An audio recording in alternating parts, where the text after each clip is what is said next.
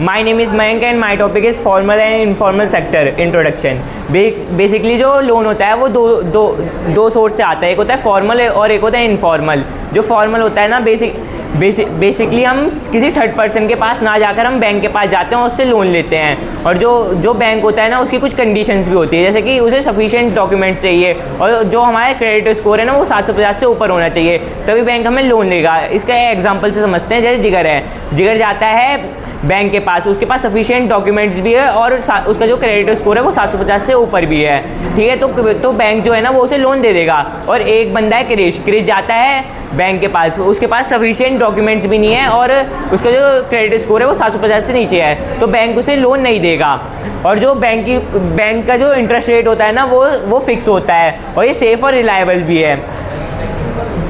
और हमारा next topic है informal sector credit in India, जो बेसिकली ये हम किसी थर्ड पर्सन से लोन मांगते हैं, जैसे कि मनी लेंडर्स, ट्रेडर्स, लैंडलॉर्ड और रिलेटिव्स। ये ना गवर्नमेंट के द्वारा चलाया नहीं जाता, ये इसका जो इंटरेस्ट रेट होता है ना वो हाई होता है और ये क्विक और इजी एक्सेस होता है। इसमें रिस्क भी बहुत ज़्यादा होता है, जैसे कि हम किसी से लोन लेते हैं, ठीक है, उससे हम लोन लेते हैं, फिर बाद में जो हमें क्या होता है कि मतलब जैसे कि हम लोन लेते हैं उससे, फिर बाद में हमें उसे हाई इंटरेस्ट रेट करना पड़ेगा। अगर हम उसे नहीं चुका पाते हमें फिर दोबारा से लोन लेकर उसका डेबिट चुकाना पड़ेगा, फिर बाद में हम डेबिट ट्रैप में फंस जाते हैं, ठीक है। इसका एक एग्जांपल समझते हैं, जैसे जिगर है, जिगर पैसे लेता है क्रिश से, क्रिश जो है ना वो उसे पैसे दे देता है, जिगर फिर बाद में ना क्रिश जो है ना उस पैसे पे इंटरेस्ट रेट हाई कर देता है, तो उसकी वजह से ना जिगर के ऊपर बहुत ज़्यादा कर्जा आ जाता है, तो उसकी वजह से वो दूसरे से पैसे मांग के उसका कर्जा चुकाता है, फिर बाद में जिगर ना उस साइकिल में फंस जाता है, तो इसकी वजह से उसके बहुत ज़्यादा नुकसान हो जाता है।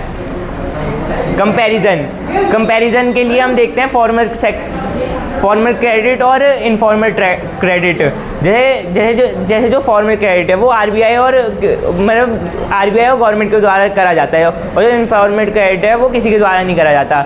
जो इसका इंटरेस्ट रेट होता है वो लो होता है और जो इनफॉर्मल का होता है वो हाई होता है, ठीक है। और जो एक्सेसिबिलिटी है इसमें हमें डॉक्यूमेंट्स की नीड होती है। जो इनफॉर्मल में है वो ईजी होता है, उससे हम कभी भी ले सकते हैं आराम से। कंक्लूजन में ये होता है कि मतलब जैसे कि जो इनफॉर्मल सेक्टर है उसका जो इन्फ्लुएंस है वो रूरल एरिया में कुछ ज़्यादा ही होता है। मतलब उसमें गांव वगैरह के क्षेत्र में जो अनपढ़ लोग हैं वो नहीं कर पाते ये सब, मतलब उनके पास डॉक्यूमेंट्स भी नहीं होते और उनके पास लैक ऑफ एजुकेशन होती है, इस वजह से वो नहीं कर पाते। और जो फॉर्मल सेक्टर है वो सेफ़ है और उसका जो इन्फ्लुएंस है वो अर्बन एरिया में ज़्यादा होता है। Thank you.